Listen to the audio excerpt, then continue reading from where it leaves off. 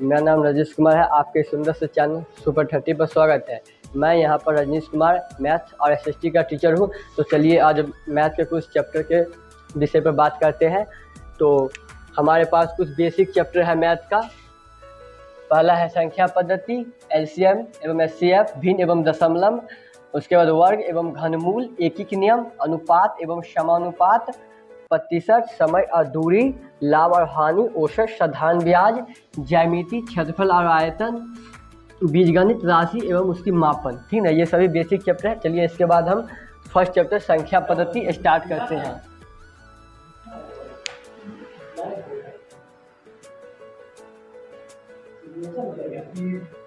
तो आइए प्रथम लेसन संख्या पद्धति स्टार्ट करते हैं। तो संख्या पद्धति में यानी कि नंबर सिस्टम, पहला आता है अंक। तो अंक क्या है? 0 से 9 तक जितने भी है सब अंक है। जैसे कि 1 0 1 2 3 4 5 9 यानी कि 10 अंक है। और उसके बाद संख्या, अंकों के समूह से जो संख्या, अंकों के समूह को संख्या कहते हैं। जैसे कि 45 80 40 5 etc। ठीक ना, ये सब क्या है? एक संख्या है जो अंकों के समूह है। जैसे कि अंक, इसमें कितना अंक है? तो एक 4 एक 5 जो अंक है, एक 5 एक 1 एक 8 एक 0, इसी प्रकार। उसके बाद आते हैं हमारे प्राकृतिक संख्या, नेचुरल नंबर। तो गिनती की संख्या को प्राकृतिक संख्या कहते हैं। जैसे कि 1 2 3 4 5 etc। यानी कि सबसे छोटी प्राकृतिक संख्या क्या हुआ? 1। सबसे बड़ी ज्ञात नहीं कर सकते हैं। ठीक ना। और उसके बाद इसे n से सूचित किया जाता है, क्योंकि इसका जो इंग्लिश नेम होता है नेचुरल नंबर कहते हैं। तो नेचुरल नंबर के फर्स्ट लेटर n है, इसीलिए इसे n से सूचित किया जाता है। ठीक, तो चलिए पूर्ण संख्या स्टार्ट करते हैं। पूर्ण संख्या होल नंबर। यदि प्राकृतिक संख्या के शुरू में यदि प्राकृतिक संख्या के शुरू में शून्य को भी शामिल कर दिया जाए तो प्राप्त संख्या होल नंबर यथार्थ पूर्ण संख्या होंगे। जैसे 0 1 2 3 इन्फिनिटी। तो 1 से इन्फिनिटी क्या है? Natural number. और 0 को शुरू में शामिल कर दिए तो क्या हुआ? Whole number. ठीक ना। उसके बाद इसे यानी कि पूर्ण संख्या को W से सूचित किया जाता है, क्योंकि इसका जो अंग्रेजी में नाम है ना, होल नंबर कहते हैं, इसीलिए फर्स्ट लेकर W से शुरू किया जाता है। सबसे छोटी पूर्ण संख्या 0 होते हैं, 0 एवं सबसे बड़ी पूर्ण संख्या ज्ञात नहीं कर सकते हैं। ठीक ना। अरबी भाषा में पूर्ण संख्या को सिफर कहते हैं, जिसका अर्थ होता है रिक्त, कुछ नहीं। ठीक ना। शून्य एक संपूर्णांक है, जो कि आप नंबर संख्या रेखा पर देख सकते हैं। पूर्णांक संख्या, यदि पूर्ण संख्या के समूह में ऋणात्मक को भी शामिल कर दिया जाए तो प्राप्त संख्या पूर्णांक होंगे। जैसे कि यहाँ आप देख सकते हैं कि -0 -1 -2 आगे पॉजिटिव होगा, 1 2 3 इन्फिनिटी, इधर भी इन्फिनिटी। यानी कि सबसे छोटी एवं बड़ी पूर्णांक संख्या हम ज्ञात नहीं कर सकते हैं। इधर भी इन्फिनिटी, उधर भी इन्फिनिटी। और इसे संख्या रेखा पर निरूपित किया जाता है। जैसे कि आप संख्या रेखा सब जानते हैं कि बीच में क्या होता है? 0 होता है, जिसे हम क्या कहते हैं? 0 को समपूर्णांक कहते हैं, क्योंकि ये संख्या रेखा के मिडिल पॉइंट होता है, इसलिए इसे समपूर्णांक कहते हैं। और आगे दाएं तरफ पॉजिटिव नंबर, इधर नेगेटिव नंबर होता है। तो इस पूरे संख्या रेखा को हम पूर्णांक संख्या कह सकते हैं, एकदम कह सकते हैं इसे पूर्णांक संख्या।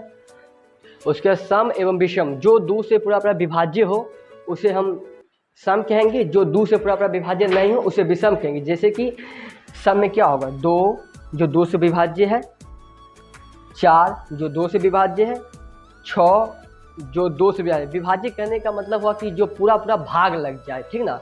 उसके बाद विषम संख्या, जैसे 3 2 से विभाज्य नहीं है, 5 2 से विभाज्य नहीं है। वैसे देखिए 2 के बाद क्या आएंगे? 3, तो 3 यहाँ आगे। 4 चूँकि सम है तो 4 के बाद आएंगे 5 विषम हो गया। तो ठीक है।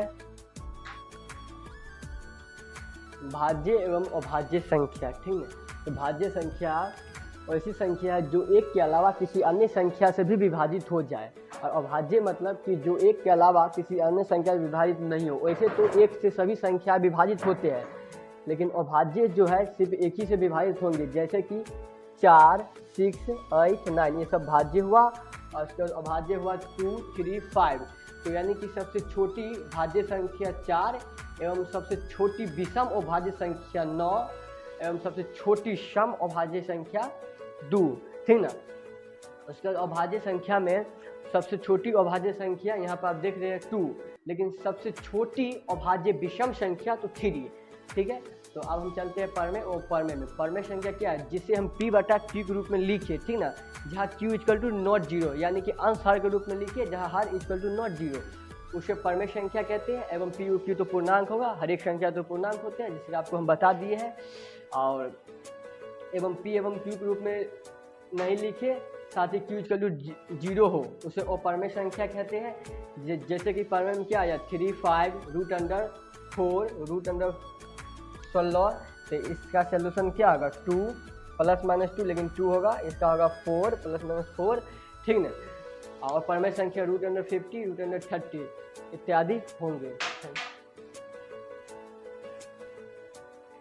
तो अब हम विभाज्यता का नियम पढ़ेंगे। 2 से विभाज्यता का नियम क्या होगा, यदि संख्या की इकाई अंक यानी कि लास्ट का जो अंक होगा 0, 2, 4, 6, 8 होना चाहिए, ठीक है। जैसे कि यहाँ पर हम संख्या लिखे, इसका इकाई अंक क्या है 4 जो 2 से विभाज्य है, 6 जो 2 से विभाज्य है, अर्थात ये संख्या 2 से विभाज्य है। उसके बाद 3 से विभाज्य का नियम है कि जो अंक होंगे उसका योगफल 3 से विभाज्य होना चाहिए। जैसे कि 8, 7 क्या हुआ 8 + 7 40, यानी कि 3 से विभाज्य है, यानी कि संख्या भी 3 से विभाज्य है, ठीक है। उसके बाद 4 से विभाज्य का नियम इसका होता है कि संख्या के अंत का दो संख्या जो होंगे उस संख्या के अंत के दो संख्या जो है ना, दो संख्या 4 से विभाज्य हो, ठीक ना। जैसे कि 332 लिखे, 32 क्या है 4 से विभाज्य है, तो संख्या 4 से विभाज्य है, ठीक है। 24, 70 एकदम से। और 5 से विभाज्यता का नियम क्या है, संख्या के इकाई अंक 0 या 5 हो, संख्या के इकाई अंक क्या हो 0 या 5 हो, वह संख्या 5 से विभाज्य होंगे। 6 से जो संख्या 2 और 3 से होंगे वो संख्या 6 से होगी, क्योंकि 6 का गुणनखंड क्या होगा 2 × 3, यानी कि संख्या जो 2 एवं 3 से वो 6 से होंगे। 7 से विभाज्यता का नियम है कि संख्या के इकाई के अंक होगा, जो इकाई अंक उसको दोगुना कर देंगे। जैसे कि यहाँ पे एक संख्या लिखे है, इसका इकाई अंक यानी कि 4 को दोगुना कर देंगे, कितना हुआ 8। उसके बाद शेष जो संख्या बचेंगे उनमें से संख्या घटा देंगे, शेष क्या बचा 32, तो 8 में से 32 घटाएंगे 24, क्या 24 7 से विभाजित है, नहीं, इसीलिए नहीं होगा। उसके बाद 294, क्या ये संख्या 7 से विभाजित है, तो देखिए 7 से विभाज्यता के नियम में हम क्या करेंगे कि इकाई अंक जो है ना उसको दोगुना कर देंगे, दोगुना क्या होगा 8। उसके बाद जो संख्या हमारे बचेंगे उनमें से ये संख्या माइनस कर देंगे, यानी कि 29 - 8 यानी कि 21, यानी कि 21 क्या है कि 7 से विभाजित है, ठीक ना। उसके बाद 8 से विभाज्यता का नियम क्या होगा, तो संख्या के इकाई दाई एवं सैकड़ा अंक यानी कि पीछे से 3 अंक शून्य हो, ठीक ना। वैसे तो संख्या यदि 2 अंक होंगे तो आप लोग बता ही देंगे कि संख्या किससे विभाजित है, या 3 होंगे लगभग बता देंगे, और 3 से ज़्यादा हो गए 10 अंक 5 अंक, तो इसके लिए ये सब वैलिड होगा।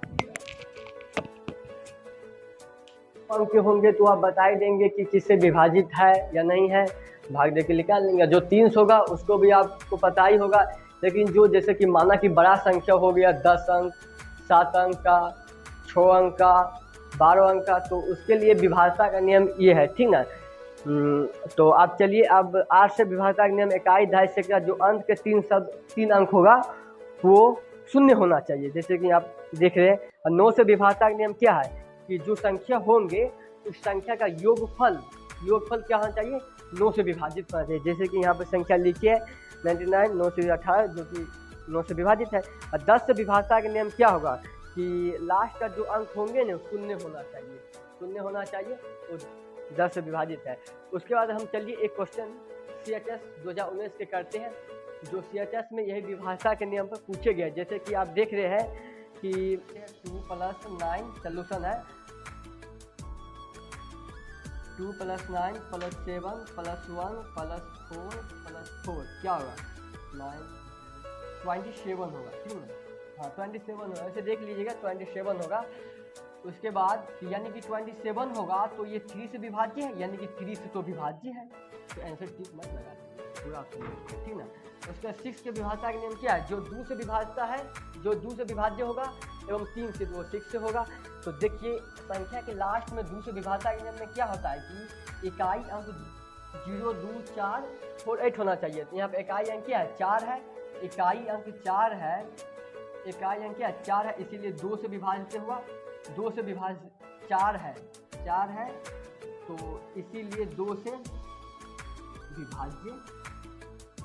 विभाज्य हुआ, ठीक ना। आप 2 से जब विभाज्य हुआ तो 3 से विभाज्यता हो गया, यानी कि 6 से विभाज्यता हुआ। उसके बाद 9 से विभाज्यता के लिए हम क्या जाने हैं कि सभी संख्या का योगफल 9 से विभाज्य होना चाहिए।